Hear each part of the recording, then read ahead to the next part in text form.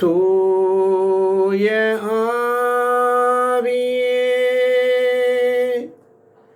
அன்பினாவியே, துணையாளரே, தேற்றும் தெய்வமே, ஊற்று தண்ணீரே, உள்ளம் ஏங்குதையா, வரவேண்டும்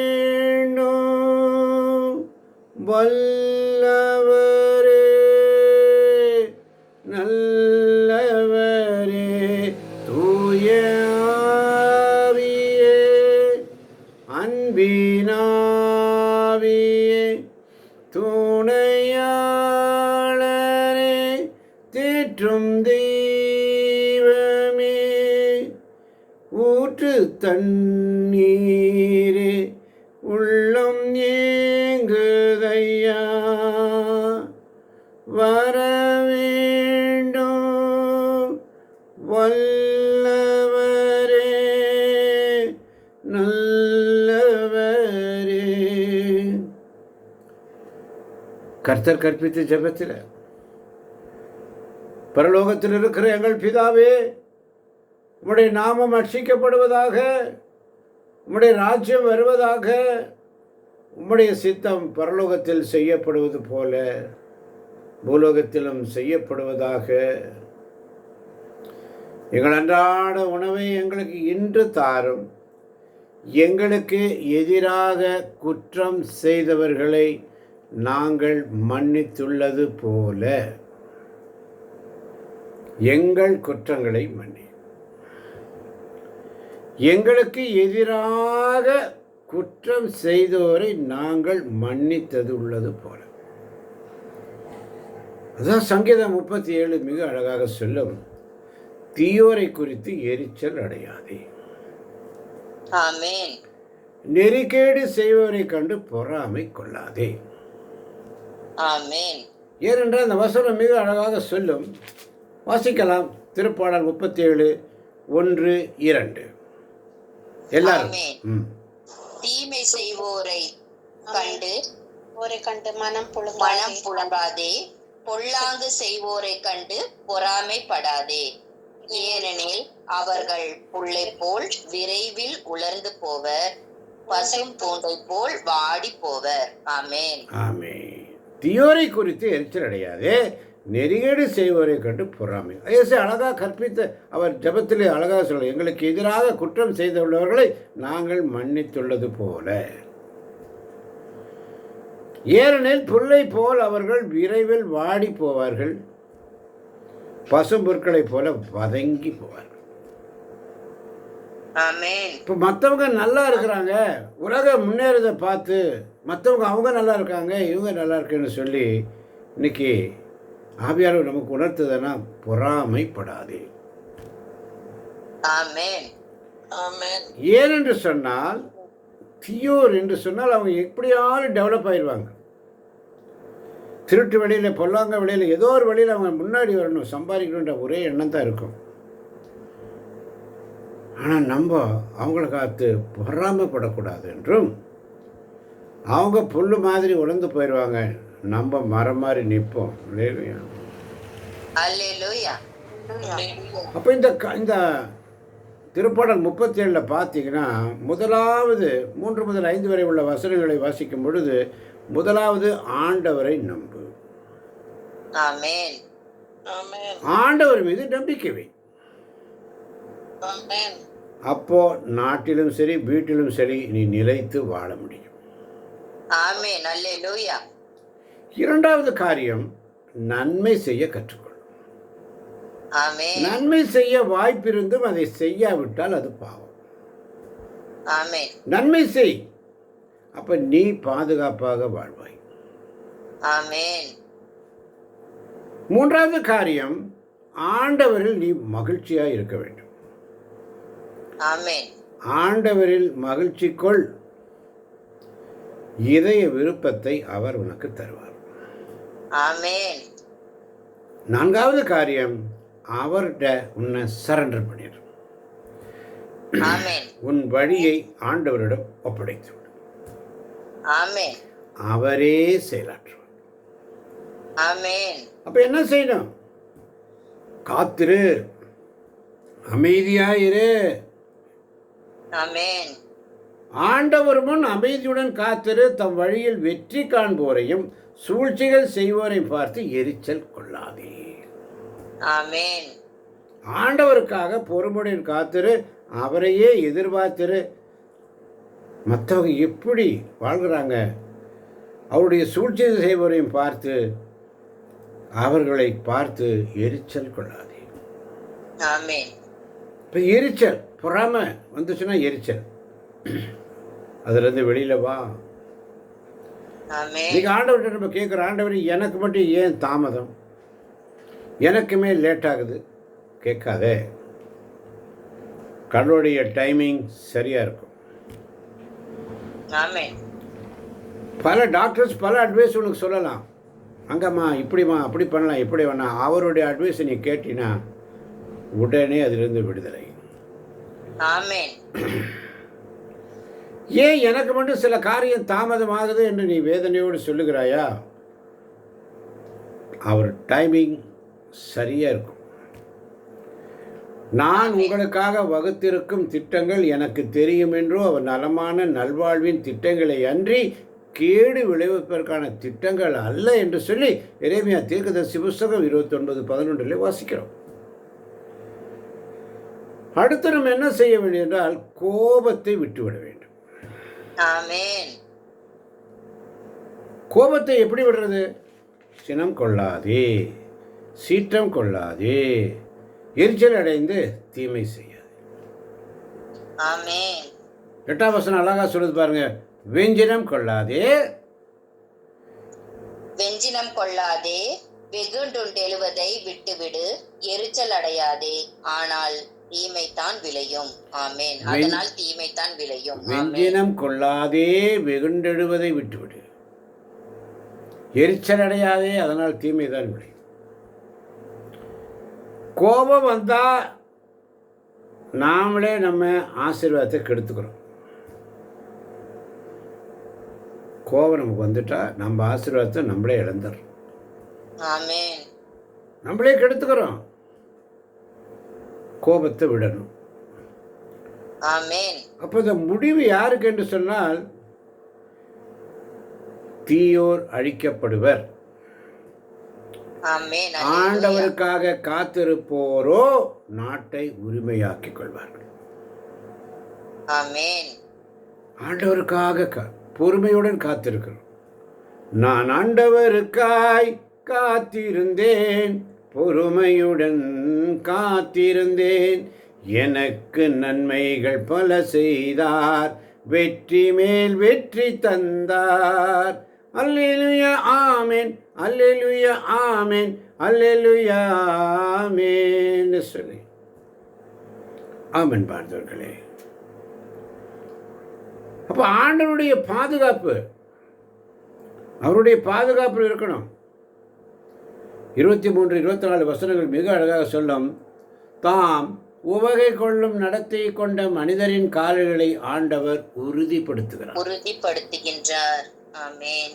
அவர்கள் விழுந்தாலும் வீழ்ந்து கிடக்க மாட்டார்கள். ஆண்டவர் அவர்களை தம் கையால் தூக்கி நிறுத்துவார். ஆமென். ஆண்டவருடைய பாதுகாப்பு பார்த்தீங்களா? ஆண்டவருடைய நடைகளை கால்களை பலப்படுத்துகிறார், உறுதிப்படுத்துகிறார். ஆண்டவரை தேடுற பிள்ளைங்க கீழே விழுந்தாலும் வீழ்ந்து கிடக்க மாட்டாங்க. ஆமென். ஏனெனில் ஆண்டவர் அவருடைய கையை பிடித்து தூக்குறார். ஆமென். நீ விழுந்தாலும் ஆண்டவர் உன்னை கை பிடித்து தூக்கி விடுவார். ஆமென். ஆமென் பார்த்தவர்களே. ஒவ்வொரு நாளும் அவருடைய சமூகத்தில் ஆண்டவருடைய பாதுகாப்பு நமக்கு வேணும். அப்போ வயதான காலத்தில் தாவீது சாட்சி சொல்கிறார். எப்படி சாட்சி சொல்கிறாருன்னு சொன்னால், 25வது வசனத்தில், நான் இளைஞனாய் இருந்திருக்கிறேன், இதோ முதியவன் ஆகிவிட்டேன், ஆனால் நேர்மையாளர் கைவிடப்பட்டதை நான் கண்டதில்லை. அவர்களுடைய மரபினர் பிச்சை எடுப்பதை நான் பார்த்ததில்லை. ஆமென். தாவீது கன்ஃபார்ம் பண்றார். நான் இளையவனாயிருந்தேன், இளைய வயதில் இருந்தேன், இப்போ நான் முதியவன் ஆயிட்டேன், வயசாகி போச்சு. அந்த நேரத்தில் நான் பார்க்குறேன், நேர்மையாளர் கைவிடப்பட்டதையோ அவருடைய வழிபரவினர், அவரை தேடுகிற பிள்ளைகள், ஆண்டவரை தேடுகிற பிள்ளைகள் உணவுக்காக இறந்ததையோ நான் கண்டதில்லை என்று சொல்றார். ஆமென். அல்லேலூயா. அப்போ தாவீது வயதான காலத்தில் சாட்சி சொல்கிறார். இன்றைக்கி நீங்கள் நல்லா பாருங்கள், நம்ம பிள்ளைங்க ஆண்டவர் உண்மையாக தேடுற பிள்ளைங்க யாராவது பட்டினி இருக்கிறாங்களா? ஒரு கால் இல்லை. பிச்சை எடுக்கிறாங்களா? ஒரு கால் இருக்கா? இல்லை. நல்லா தான் இருப்பாங்க. அப்போ நம்ம என்ன செய்யணும்? அப்போ ஒரு பண்பாடு என்ன நமக்குன்னு சொன்னால், ஒப்பிட்டு பார்க்கக்கூடாது, மற்றவங்களோட ஒப்பிடாது. ஆமென். ஆமென். உள்ளதே போதும்னு இருக்கணும். ஆமென். பக்கத்தில் இருக்கவன் நல்லா இருக்கானே என்று சொல்லி நீ பார்க்காத. ஆமென். ஒப்படைச்சிரு ஆண்டவரிடத்தில். ஆண்டவரே, உள்ளதே போதும் என்று. இன்றைய கவலை இன்னைக்கு போதும், நாளைய கவலை நாளை பார்த்து கொள்ளும். ஆமென். ஒப்படைச்சிரு. உன் வேலை, உன் குடும்பம், கடன் எல்லாம் அவர்கிட்ட கொடுத்துரு. ஆமென். அல்லேலூயா. அதனால தான் அவர் சமூகத்தில் காத்திருக்கணும். காத்திருத்த ரொம்ப முக்கியம். அதனால தான் ஆண்டவருடன் அமைதியுடன் காத்திரு, தம் வழியில் வெற்றி காண்போரையும் சூழ்ச்சிகள் செய்வோரையும் பார்த்து எரிச்சல் கொள்ளாதே. அப்படி என்று சொன்னால் அவசரப்பட்டு தவறான முடிவு எடுக்காது. ஆமென். அவசரப்பட்டு தவறான முடிவு எடுத்தீங்கன்னா அது வீழ்ச்சி தான் பார்க்க முடியும், வெற்றியை காண முடியாது. ஆண்டவருடைய அட்வைஸ்க்காக காத்திருக்கணும். நீ என்ன செய்கிற, ஏது செய்கிற.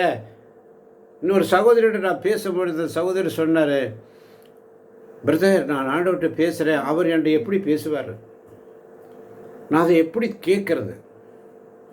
இறை வார்த்தை வழியாக பேசுவார். ஆமென். அல்லேலூயா. அந்த சத்தத்தை நான் பேசிட்டேன், நான் ஜெபிக்கிறேன், ஆண்டவர்கிட்ட நான் கேட்டுட்டேன், இப்போ ஆண்டவர் என்கிட்ட பேசுகிறாரு, நான் எப்படி? வசனத்தை வாசிச்சுட்டு ஒரு 2 நிமிஷம் அமைதியாய் காத்துரு. ஆமென். அந்த வசனத்திலிருந்து உனக்கு ஆண்டவர் வெளிப்பாட கொடுப்பார். ஆமென். அவசரப்பட்டு தவறான முடிவு எடுக்காத. ஆண்டவர் முன் அமைதியுடன் காத்திரு, தம் வழியில் வெற்றி காண்போரையும் சூழ்ச்சிகள் செய்வோரையும் பார்த்து எரிச்சல் அடையாது. ஐயோ, அவங்க செஞ்சுட்டாங்களே, இவங்க செஞ்சுட்டாங்களே, அவங்க பார்த்துட்டாங்களே, அவங்க முடிச்சுட்டாங்களே, நான் செய்யலையே. நீ அவசரப்பட்டு முடிவு எடுத்தினா தோல்விதான். ஆமென். அல்லேலூயா. அதனால தான் என்னன்னா 39-40 வசனத்தை படிக்கும் பொழுது பார்க்கிறேன், நான் வாசிக்கிறேன். 39-40 வசனம் மிக அழகாக சொல்லுகிறது. வாசிக்கலாமா யாராவது ஒருவர்? ஆமென். நேர்மையாளருக்கு மீட்பு ஆண்டவரிடமிருந்து வருகின்றது.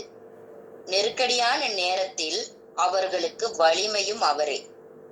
ஆண்டவர் துணை நின்று அவர்களை விடுவிக்கின்றார். பொல்லாரிடமிருந்து அவர்களை விடுவிக்கின்றார். அவரிடம் அடைக்கலம் புகுந்ததால் அவர்களை மீட்கின்றார்.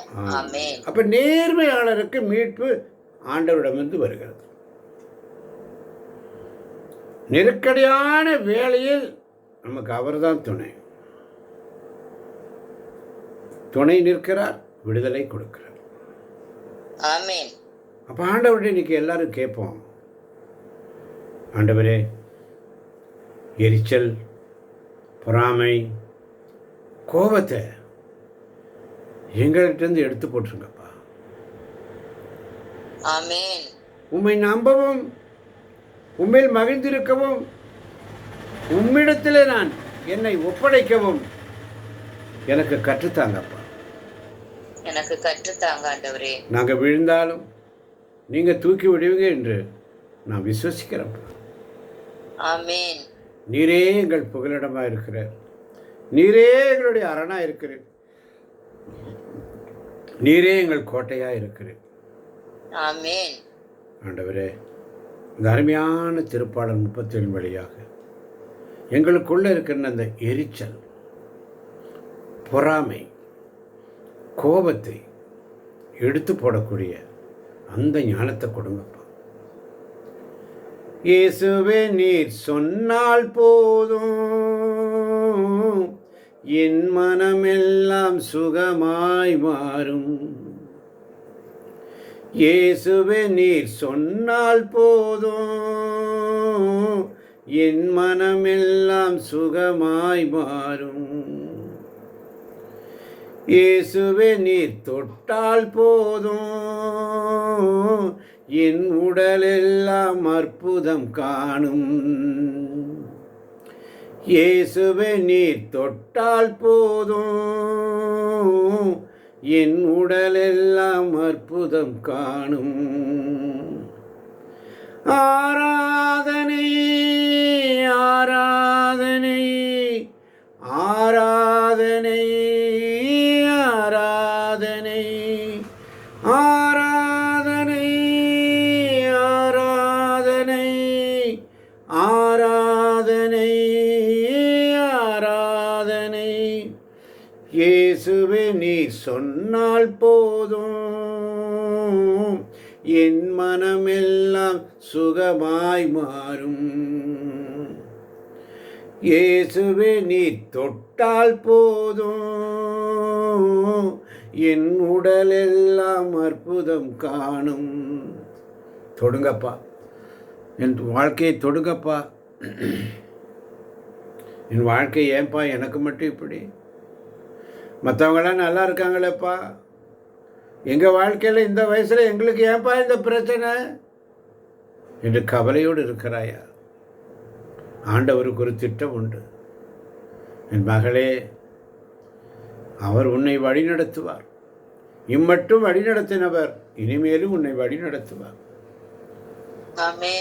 நீ ஆண்டவருக்குள்ள நேர்மையாளராய் இருக்கும் பொழுது மீட்பு அவரிடந்து வரும். உன்னை காக்கின்றவர் கண் அயர்வதும் இல்லை, உறங்குவதும் இல்லை. காக்கும் வல்ல மீட்பர் உண்டெனக்கு, காத்திடுவார் என்றுமே. உன்னை காத்துக்கொள்வார், உன்னை அரவணைப்பார், தோள் மீது சுமப்பார், உன்னை கட்டி அணைத்து முத்தமிடுவார். என் மகளே, மகனே, சகோதரனே, சகோதரியே, ஐயோ எனக்கு ஏன் இந்த வாழ்க்கை? ஏன் எனக்கு மட்டும் இப்படி நடந்துச்சு? மற்றவர்கள் நம்மளை பார்த்து கேலியும் கிண்டலும் பண்ணலாம். ஆனால் ஆண்டவர் முன்னால் நேர்மையாக நடக்கிற பிள்ளைகளை அவர் அப்படியே தூக்கி வச்சுக்குவார். அவர்கள் வீழ்ந்தாலும் வீழ்ந்து கிடக்க மாட்டார்கள். ஆண்டவர் அவர்களை தம் கையால் தூக்கி நிறுத்துவார். தூக்கி நிறுத்துவார். பயப்படாது, கவலைப்பட. ஆண்டவர் சமூகத்தில் வந்துட்டியா? Yes, I mean it. Surrender yourself. என்னை நான் உனக்கு அர்ப்பணிக்கிறேன் ஆண்டவரே. என் குடும்பம், பிள்ளைகள் எல்லாவற்றையும் நான் உமக்கு ஒப்புக் கொடுக்கிறேன் ஆண்டவரே. எல்லாம் நீர் தந்த தானம். நான் வெறும் களிமண் தானே ஐயா, உம் கையால் என்னை வணைந்திடுமே. நான் வெறும் களிமண் தானே ஐயா, உம் கையால் என்னை வணைந்திடுமே. அகங்காரம் போக்கி, அகங்காரம் போக்கி, அகம் சுத்தமாக்கி, அகம் சுத்தமாக்கி வாழ வழி காட்டும் இயேசு தேவா. வாழ வழி காட்டும் இயேசு தேவா. தெய்வமே நான் ஒன்றுமில்லை, எனக்கென்று ஒன்றுமில்லை. எல்லாம் நீ தந்ததானம், நான் வாழ்வது உமது கருணை. நான் வாழ்வது உமது கருணை. ஆமாண்டவரே, என்னுடைய வாழ்க்கையில் உங்களுடைய பிளான் தான் நடக்குது ஆண்டவரே. என் பிளான் எதுவுமே நடக்காதப்பா. நீர் எங்களுக்காக வகுத்திருக்கும் திட்டங்கள் உமக்கு மாத்திரம் தெரிய மாட்டவர். உம்முடைய திட்டத்தின்படி நடக்கிற பிள்ளைகளுக்கு மீட்பு உம்மிடமிருந்தே வருகிறதப்பா. நெருக்கடியான நேரத்தில் எங்களுக்கு வலிமையாக இருக்கிறீர் ஆண்டவரே. உங்களுடைய வல்லமை தாங்க, தாங்கிக் கொள்ளக்கூடிய வல்லமை தாங்க, சகித்து கொள்ளக்கூடிய அந்த சக்தியை கொடுங்கப்பா. குறிப்பாக பிள்ளைகள், இழந்து தவிக்கிற பிள்ளைகள், குடும்பங்களிலே தன் கணவனை இழந்து, பிள்ளைகளை இழந்து, மனைவியை இழந்து வாழ்கின்ற பிள்ளைகள், எத்தனை பாடுகள். ஐயோ, எங்களுக்கு மட்டும் ஏன் இந்த வயசில் இப்படி, ஏன் எங்களுக்கு மட்டும் இப்படி ஆச்சு? எல்லாம் நன்மைக்கே நடந்தது. ஆண்டவர் பார்த்து கொள்வார். கர்த்தர் மேல் உன் பாரத்தை வைத்து விடு, கலங்காதே. அவர் திக்கற்றவர்களும் விடுதலை அளிக்கிறவர். நான் உங்களை திக்கற்றவர்களாக விட மாட்டேன். அவருக்கு ஒரு திட்டம் இருக்கு. அரவணைக்கிறவர், போஷிக்கிறவர். உன் முதுமை வரைக்கும் நான் அப்படியே இருப்பேன். நானே உன்னை சுமப்பேன். நானே உனக்கு வழிகாட்டுவேன். நானே உனக்கு ஆறுதலாக இருப்பேன், அரவணைப்போடு இருப்பேன், கவலைப்படாது என்று சொன்னவர் நமக்கு உண்டு. அவருடைய அரவணைப்பில் வந்துட்டீனா அவர் பார்த்து கொள்வார். உன் தேவைகளை எல்லாம் அவர் சந்திப்பார். ஆவியானவரோட கேட்கணும். ஆவியானவர் இந்த காரியத்தை நான் செய்ய போகிறேன், இதை நான் செய்யட்டுமான்னு கேட்டுங்க. காத்திருங்க. ஆண்டவர் நடத்துவார். நல்ல யோசனைகளை தருவார். நல்ல மக்கள் சொல்லுவாங்க. மற்றவங்க அடிக்கடி அட்வைஸ் நிறைய கொடுப்பாங்க. ஆனால் ஒரே அட்வைஸ் ஆவியானவர்கிட்ட கேளுங்க. அவருடைய அட்வைஸ் உமது திருசித்தம்படி, கர்த்தர் கற்பித்த ஜெபத்தில் உம்முடைய சித்தம் பரலோகத்தில் செய்யப்படுவது போல பூலோகத்திலும் செய்யப்படுவதா. பரலோகத்தில் உம்முடைய சித்தம் என்னவோ அது இங்கே நடக்குது ஆண்டவரே. நான் புரிஞ்சிக்காம வேதனைப்பட்டேன். இன்னைக்கு நான் புரிஞ்சுக்கிட்டேன் இந்த சங்கீதம் 37 வழியாக. எனக்கு புரிங்க வைக்கிற ஆண்டவரே. புரிந்து கொள்ளும் வரம் தாருமே, நான் புரிந்து கொண்டு வாழ வேண்டுமே. புரிந்து கொள்ளும் வரம் தாருமே, நான் புரிந்து கொண்டு வாழ வேண்டுமேன்னு சொல்லி ஆண்டவர்கிட்ட கேட்போம். புரிந்து கொள்ளும் நாதனே என் இயேசு தெய்வமே, புரிந்து கொள்ளும் நாதனே என் இயேசு தெய்வமே. நான் புரிந்து கொண்டு வாழ அருள் தாரும், பலன் தாரும். இதை கேட்கப் போகின்ற ஒவ்வொரு பிள்ளைகளையும் நீர் ஆசீர்வதியும், பலப்படுத்தும். இயேசுவின் நாமத்தில் ஜெபிக்கிறோம் எங்கள் ஜீவனுள்ள நல்ல தகப்பனே. ஆமேன், ஆமேன், ஆமேன்.